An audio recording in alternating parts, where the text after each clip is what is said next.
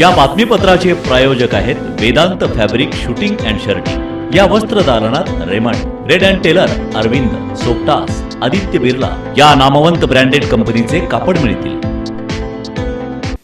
पत्रकार मित्रांचं मी आजच्या पत्रकार परिषदेमध्ये स्वागत करतो। याची गरज नाही ना।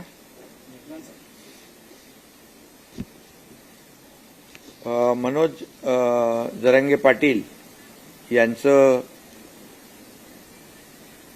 उपोषण आज त्यांनी मागे घेतलंय, त्याबद्दल मी मनोज जरांगे पाटील यांचं मनापासून आभार मानतो त्यांचे, आणि त्यांच्या सहकाऱ्यांचे देखील आभार मानतो। आणि सकल मराठा समाजाने शासनाच्या आव्हानाला, विनंतीला मान देऊन हे जे आंदोलन होतं, उपोषण मागे घेतल्याबद्दल मराठा समाजाला देखील मनापासून मी धन्यवाद देतो। यामध्ये जे मुद्दे मनोज जरांगे पाटील यांनी आमच्या शासनाच्या शिष्टमंडळासमोर मांडले, खरं म्हणजे मी शिष्टमंडळातले माजी न्यायमूर्ती मारुतराव गायकवाड साहेब आणि न्यायमूर्ती सुनील सुकरे साहेब यांचं देखील मनापासून अभिनंदन करतो। त्याचबरोबर त्यांच्याबरोबर ॲडव्होकेट हिमांशू सचदेव आणि इतर कायदे तज्ज्ञ या शिष्टमंडळात होते, आणि त्याचबरोबर आमचे मंत्रिमंडळातील सहकारी संदीपान भुमरे, उदय सामंत, धनंजय मुंडे, अतुल सावे, बच्चू कडू, नारायण कुचे यांनी देखील मनोज जरांगे पाटील यांच्याशी चर्चा केली। आम्ही परवाच्या दिवशी मी स्वतः मनोज जरांगे पाटील यांच्याशी फोनवरून चर्चा केली होती।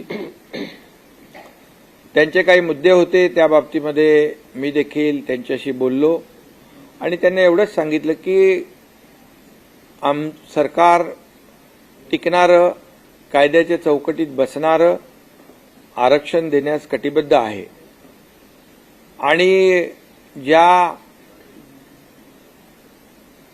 कुणबी दाखले जे आपण मराठवाड्यात देतोय, कुणबी नोंदी ज्या सापडतायत, जो आपला 1967चा निर्णय आहे, 2004चा GR देखील आहे की ज्या जुन्या नोंदी आहेत कुणबी, त्यांना आपण कुणबी दाखला देणं, यावर देखील खूप मोठं यश जस्टिस शिंदे कमिटीला मिळालं असं मी त्यांना म्हणालो। जवळपास 13,500 14,000 अशा प्रकारच्या नोंदी आणि दाखले ज्या नोंदी सापडल्यात, ती एक मोठी अचीवमेंट आहे, आणि त्यासाठी जस्टिस शिंदे कमिटीने देखील दिवस रात्र काम केलंय। आणि म्हणून ज्यांनी जेव्हा त्यांना आणखी यामध्ये कुणबी नोंदी सापडणार आहेत असं जे काही खात्री पटल्यानंतर त्यांनी मुदत मागितली। हेही मी मनोज जरांगे पाटील यांच्याशी बोललो, आणि मी त्यांना हेही सांगितलं की उद्या आपण जे काही निर्णय घेणार आहोत तो टिकणारा पाहिजे, तो कुठे चॅलेंज होऊ नये।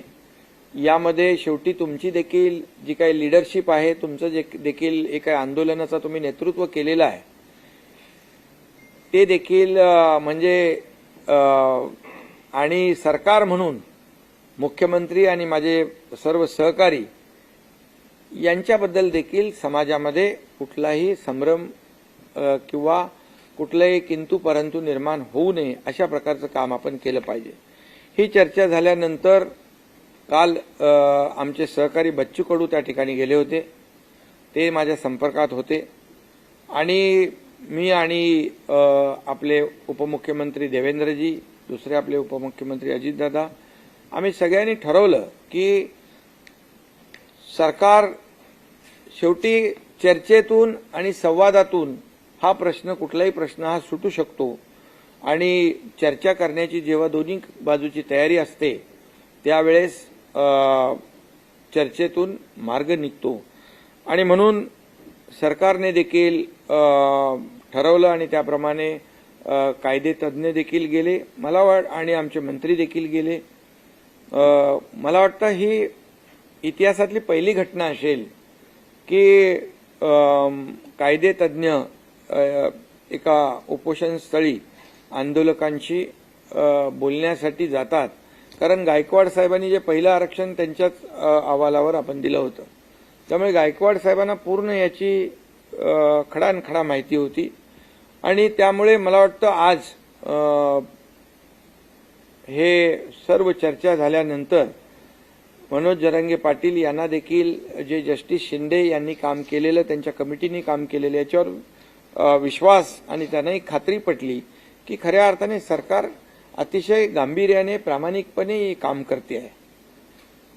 आणि म्हणून त्यांनी जे काय मुद्दे उपस्थित केलेले आहेत त्यामध्ये मनुष्यबळ वाढवणं, ते जस्टिस शिंदे कमिटी अधिक सक्षम करणं, त्यांना प्रत्येक जिल्ह्यामध्ये मनुष्यबळ वाढवून देणं, कुठेही त्यांना जी काही यंत्रणा आहे ही सर्व यंत्रणा जी वाढवून देणं, या बाबतीमध्ये त्यांचा मुद्दा अतिशय रास्त आहे. आणि त्यानुसार ज्या ज्या ठिकाणी राज्यामध्ये ज्या कुणबी नोंदी आहेत या तपासल्या जातील आणि त्यावर त्यांना कुणबी दाखले देण्याचा जो GR सरकारचा आहे त्याची अंमलबजावणी पूर्णपणे केली जाईल. शेवटी सरकार म्हणून आपण कुठलाही निर्णय असा घाई गडबडीमध्ये घेऊ शकत नाही. त्याला कायदेशीर आव्हान निर्माण होतील, ते कायदेशीर ह्याच्यावर टिकणार नाहीत आणि मग सरकार म्हणून आम्ही कुणाची, मराठा समाजाची किंबहुना इतरही समाजाची कुणाची फसवणूक करू शकत नाही, करणार नाही आणि सरकार वेळ काढूपणा देखील करणार नाही. आज जी मुदत 2 महिन्याची आहे त्यामध्ये जास्तीत जास्त काम करून या मराठा समाजाला न्याय कसा देता येईल आणि त्याचबरोबर इतर जे काही समाज आहेत या इतर समाजाला त्यांच्यावरही अन्याय न करता जे काम आपल्याला करायचं आहे त्यामध्ये सरकार कुठेही कमी पडणार नाही, अशा प्रकारचा निर्णय आज आपण घेतलेला आहे.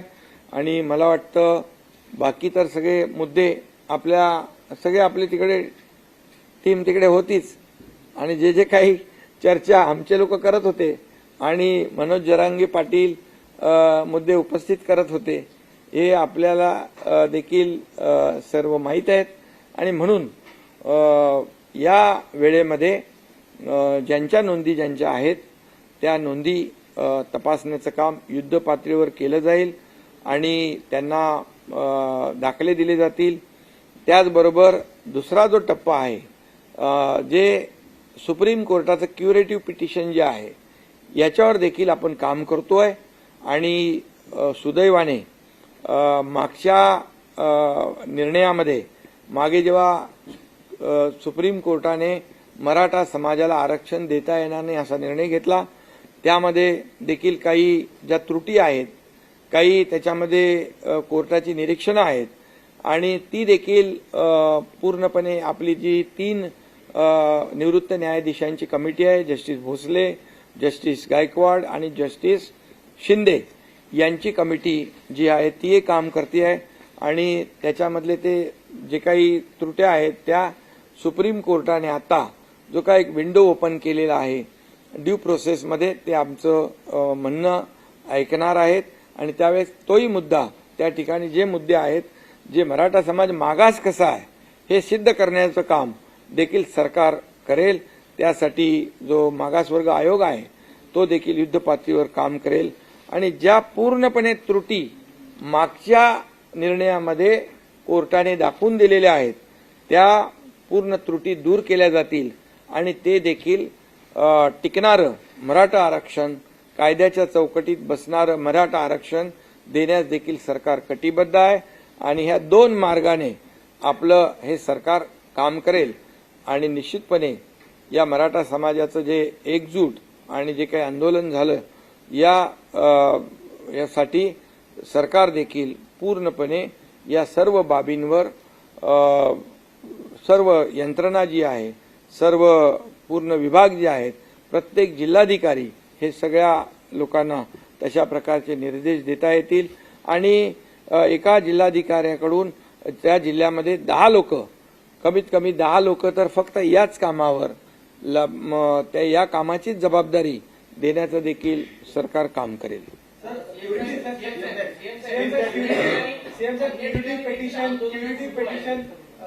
पेटिशनची विंडो ओपन होणं हे सरकारसाठी एक मोठं यश आहे. यासाठी अनेक तज्ञांनी काम केलेलं आहे. त्या तज्ञांना सोबत घेऊन क्युरिटी पेटिशनची विंडो ओपन एक त्याच्यामध्ये आणखी एक मुद्दा, जी काल आम्ही बैठक घेतली, सर्वपक्षीय बैठक घेतली, त्याच्यामध्ये देखील जी भूमिका सरकारची होती की मराठा समाजाला आरक्षण टिकणारं दिलं पाहिजे, कायद्याच्या चौकटीत दिलं पाहिजे, हे देखील सर्व पक्षीयांनी मान्य केलं आणि सर्वपक्षीय बैठकीमध्ये सर्व नेते आले, त्यांनाही मनापासून मी धन्यवाद देतो. आणि त्याचबरोबर जे काही राज्यामध्ये याला हिंसक वळण जे लागलं होतं ते देखील थांबलं पाहिजे आणि त्याच्यावर देखील योग्य तो उपाय सरकारने केला पाहिजे, अशा प्रकारची सर्वपक्षीय बैठकीमध्ये देखील चर्चा झाली. आणि मनोज जरांगे पाटील यांनी उपोषण आंदोलन मागं घ्यावं अशा प्रकारचं देखील आवाहन, विनंती आणि चर्चा कालच्याही बैठकीमध्ये झाली.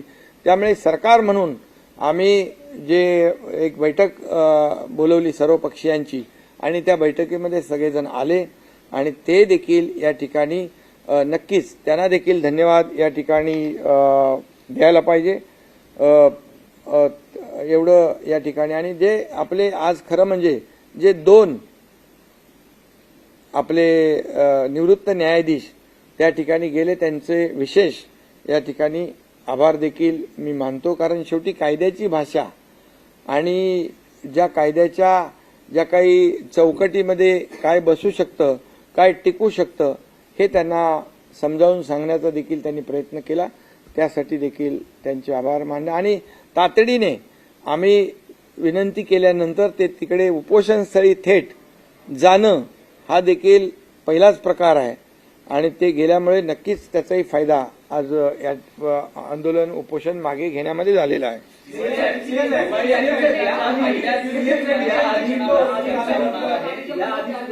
जरांगे पाटील उपोषणाला बसले होते, त्यावेळेस तुम्ही भेट दिली होती. उपोषण आंदोलन त्यांनी मागे घेतलं होतं, पुन्हा ते सुरू झालं. हा तात्पुरता दिलासा आहे, कारण त्यांनी 2 महिन्यांचा कालावधी दिलेला आहे सरकारला.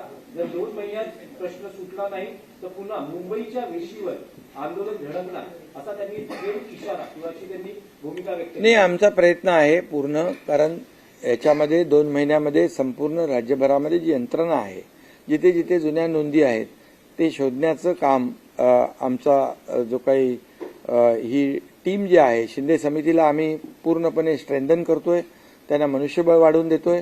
प्रत्येक जिल्ह्यामध्ये आवश्यक ज्या काही बाबी आहेत ते आम्ही करून देऊ आणि त्यामुळे विश्वास आहे की हे काम पूर्ण होईल आणि त्याचं डे टू डे जे काय अपडेट आहे, जी काय प्रोग्रेस आहे, तो देखील जरांगे पाटील, मनोज जरांगे पाटील त्यांनाही आम्ही सांगितलंय की तुम्ही देखील या कमिटीमध्ये आवाहन केलं, विनंती केली की तुमचेही लोक या कमिटीमध्ये असतील तर तेही देखील काही सूचना करू शकतील, काही त्याच्यामध्ये आणखी काही उणिवा असतील तर त्या आम्ही दूर करू शकतो सरकार म्हणून.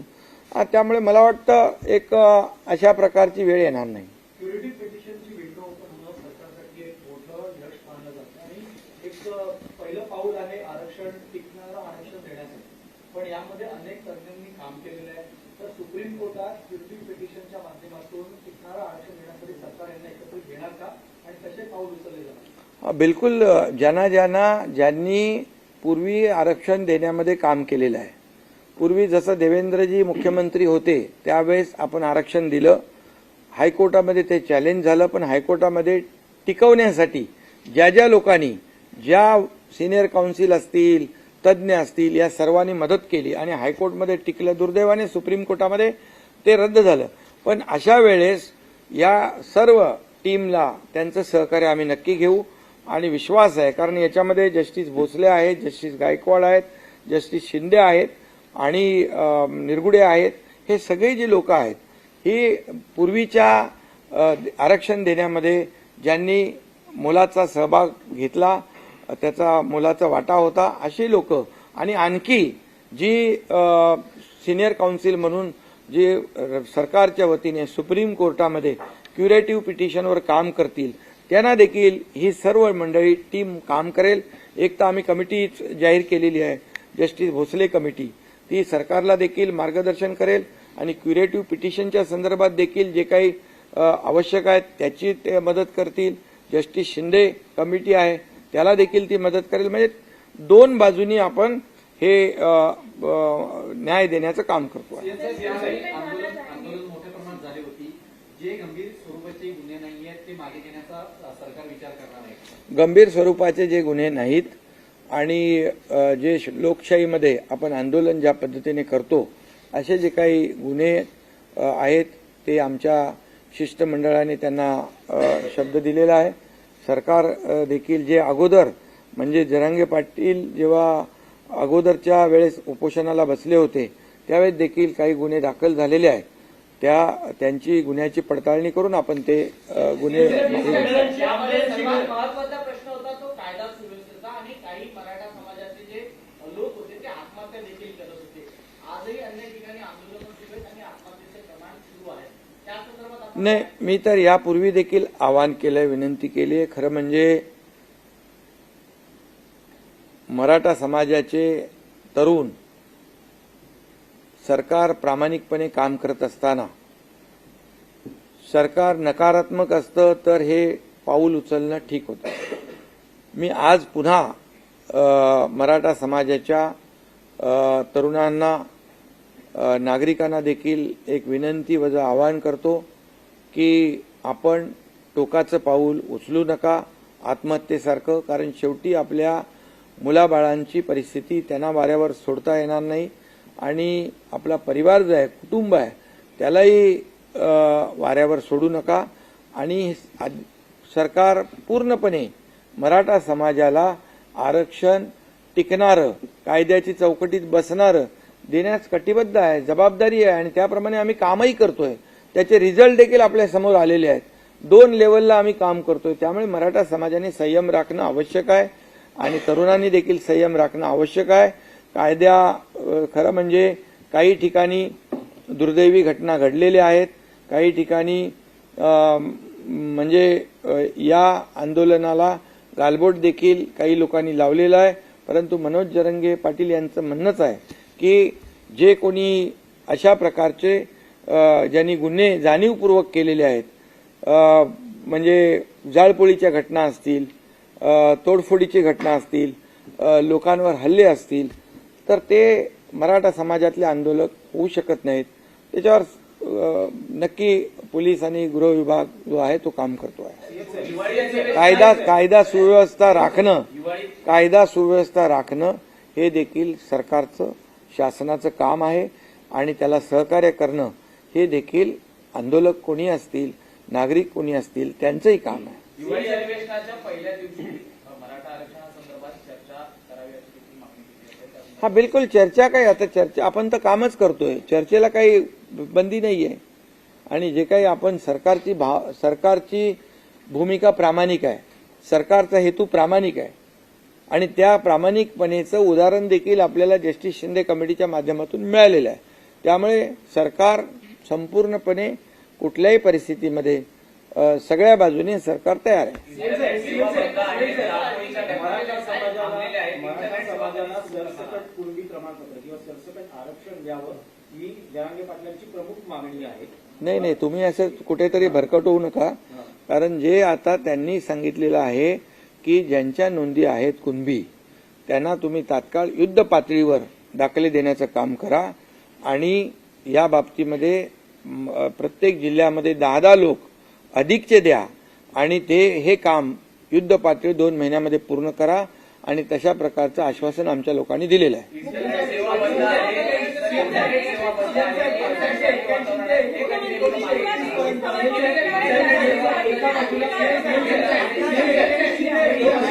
एकाने बोला कोणीतरी. अरे नाही, तुम्ही बोला. इंटरनेट सेवा देखील बंद आहे, त्या नेमक्या कधी मागे घेतल्या जाणार आहेत, परिस्थिती आता किती नियंत्रणात आहे? हे बघा, याच्यामध्ये कुठेही ज्या ठिकाणी अतिशय मोठ्या प्रमाणावर कायदा सुव्यवस्था बिघडली, ज्या ठिकाणी जाळपोळ झाली, लोकप्रतिनिधींच्या घरावर हल्ले होऊ लागले, अशा परिस्थितीमध्ये कायदा अबाधित राखणे, सुव्यवस्था राखणे हे पोलिसांचं काम आहे. आणि आता सध्या परिस्थितीमध्ये सगळीकडे शांतता आहे. ज्या ज्या ठिकाणी आवश्यक आहे त्या त्या ठिकाणी आवश्यक बाबींचा जो काही हे करणे, अंमलबजावणी करणे, त्याप्रमाणे पोलिसांनी काम केलेलं आहे. मला वाटतं आता आजच्या उपोषण मागे घेतल्यानंतर मला वाटत नाही की कुठेही कायदा सुव्यवस्था धोक्यात येईल. पाटील यांनी दिलेला आहे 24 डिसेंबर पर्यंत. तर आपल्याला किती आत्मविश्वास आहे की 24 डिसेंबर नाही, आता 2 जानेवारी पर्यंत परत 24 डिसेंबर केलं? 2 जानेवारी पर्यंत 2 महिन्याचा वेळ मिळालेला आहे. आणि त्या 2 महिन्यामध्ये बरंचसं काम म्हणजे जे आहे, जे ठरवून दिलेलं आहे ते काम नक्की होईल. आणि त्यासाठी जे जे काही यंत्रणा आवश्यक आहे त्या सर्व यंत्रणा सरकार लावेल.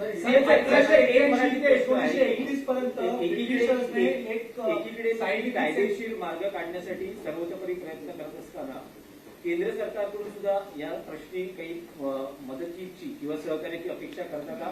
स्वतः पंतप्रधानांना काही आवाहन केलं जाणार आहे? हा राज्यातला विषय आहे आणि या राज्यातला विषय हा दाखले देण्याचा हा विषय राज्याचा आहे. आणि सुप्रीम कोर्टामध्ये जे क्युरेटिव्ह पिटिशन आहे त्यावर देखील सरकार आणि हा राज्याचा अधिकार आहे. त्यामुळे राज्याचा अधिकार आहे, राज्य त्यामध्ये पूर्ण ताकद लावेल. जे जे काही करायचं ते राज्य सरकार करेल. आणि मराठा समाजाला टिकणारं, कायद्याच्या चौकटीत बसणारं आरक्षण देण्याची जो शब्द आहे तो शब्द पाळेल. 1881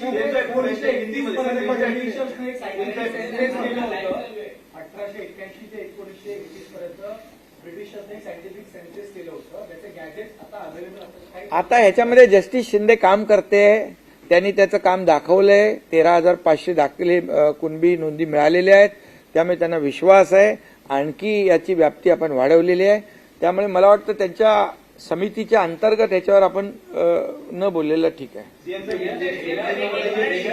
हा, हिंदी बोला.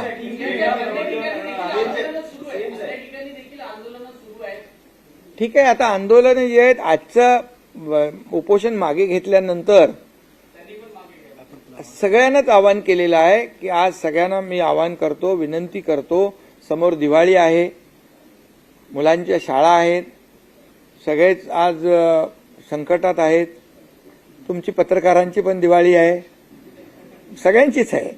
त्यामुळे तुम्ही पण जरा मी पुन्हा एकदा सांगतो की हा लोकशाहीतला 4था स्तंभ आहे. जशी सरकारची जबाबदारी आहे राज्यामध्ये शांतता, कायदा सुव्यवस्था राखणं, तशीच देखील आपल्या सगळ्यांची आहे. त्यामुळे मला वाटतं आपल्या सगळ्यांचं सहकार्य एक सकारात्मक बाबीतून आपण पुढे गेलो तर नक्की आणि चर्चेतून मार्ग निघतो. यासाठी सरकारने चर्चा सुरू केली. मी आणि दोन्ही आमच्या उपमुख्यमंत्र्यांनी आमच्या शिष्टमंडळाला पाठवलं. कायदेशीर जे तज्ज्ञ आहेत त्यांनाही पाठवलं. आणि मला वाटतं मार्ग निघालेला आहे. तुम्ही देखील याकडे सकारात्मक दृष्टीने बघा तर बरं होईल.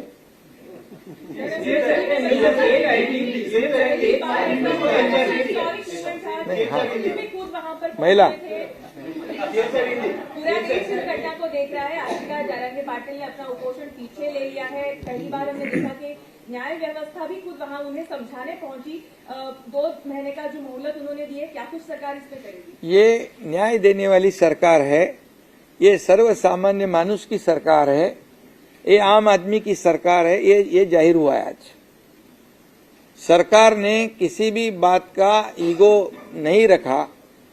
सरकार और न्याय व्यवस्था जिन्होंने पहला आरक्षण दिया था, गायकवाड़, जस्टिस गायकवाड़, वो खुद जस्टिस सुक्रे और हमारी टीम को लेकर वहां पहुंचे. ये पहली बार हुआ है. ये पहली बार हुआ है. और जब मैंने मनोज जरंगे पाटिल जब उनसे बात की, बात करने के बाद जब चर्चा शुरू हुई, हमारे सहयोगी बच्चू कडू वहां गए कल, उनसे वार्तालाप हो गया।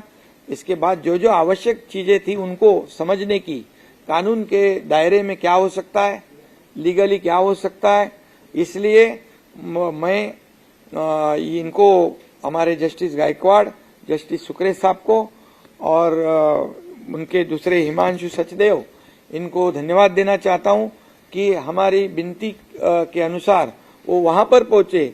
ये पहली बार हुआ है और इससे साबित होता है कि ये सरकार जो है कोई भी अड़ेल भूमिका नहीं लेती है। ये सरकार सकारात्मक काम करना चाहती है और सभी लोगों को विश्वास में लेकर निर्णय लेना चाहती है। ऐसा काम करने का तरीका हमारी सरकार का है और इसलिए चर्चा हुई, हमारे मंत्री वहां पर गए और पहले तो ये कानून मतलब जो न्याय व्यवस्था जिनको पता है वो टीम पहुंची, उन्होंने उनकी जो प्रश्न थे, जो शंका थी, उसे दूर करने का काम किया और फिर हमारी दूसरी टीम वहां पर मंत्री जी की गई और इसमें से अच्छा एक आउटकम आया है। ये मनोज जरंगे पाटिल, इन्होंने अपना अनशन उपोषण जो है पीछे लिया है, मैं उनको धन्यवाद देना चाहता हूं और मैं उनके सहयोगी जो है उनको भी धन्यवाद देना चाहता हूं। पूरे सकल मराठा समाज को भी धन्यवाद दूंगा क्योंकि सरकार ने जो उनको आह्वान किया था, उनको अनशन पीछे लेने का, आंदोलन का पीछे लेने का आह्वान विनती की थी, इसलिए उनको भी मैं बहुत बहुत धन्यवाद देना चाहता हूं। और कल जो सर्वपक्षीय सर्वदलीय बैठक हुई उसमें भी एक मत हो गया कि ये सरकार जो कानून के दायरे में बैठने वाला टिकाऊ जो आरक्षण देना है उसके ऊपर एक मत हुआ और मनोज जरंगे पाटिल जी ने आंदोलन पीछे लेना उस पर भी एक मत हुआ है और कानून व्यवस्था राज्य में बनाए रखने की आवश्यकता है, इसमें भी एक मत हुआ। इसलिए मैं सभी विपक्ष दलों के नेताओं को भी धन्यवाद देना चाहता हूँ।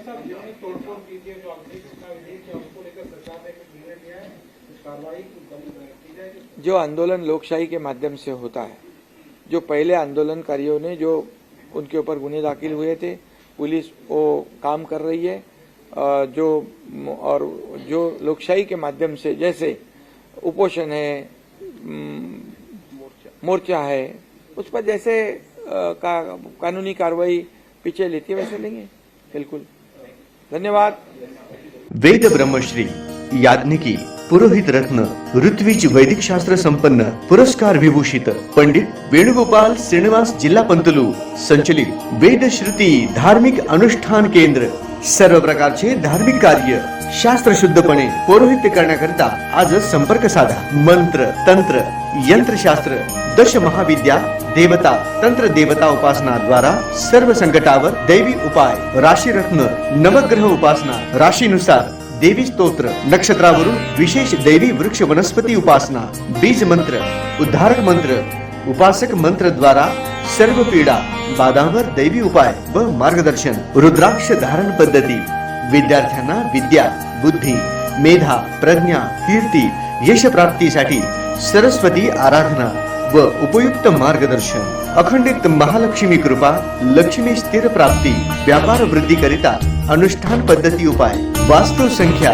ज्योतिष शास्त्र, मंत्र ध्यान उपासना, व्रत शास्त्र, अनुष्ठान शास्त्र, शुभ कामना शास्त्र द्वारा मार्गदर्शन, गृह क्लेश, शत्रु पीडा, कलह निवारणार्थ विशेष उपासना, शरीर पीडा निवारणार्थ आरोग्य संपन्नतेसाठी आराधना, सर्व कार्य सिद्धी करिता मंत्र अनुष्ठान सेवा, विवाह, गृहारंभ, वास्तु शांती, भूमी पूजन, नवग्रह पूजन, जनन शांती, उदक शांती, ओम हवन, यज्ञयाग, जपानुष्ठान इत्यादी करण्यात येईल। वास्तु दोषावर विना तोडफोड दैवी मंत्र उपाय, पौरोहित्य क्षेत्रातील 5वी पिढी। संपर्क पंडित वेणुगोपाल श्रीनिवास जिल्हा पंतलू निवास 1859 दत्तनगर, श्री मार्कंडेय रुग्णालय मागे new Pachapeth Solapur. Mobile number 9921 140 999।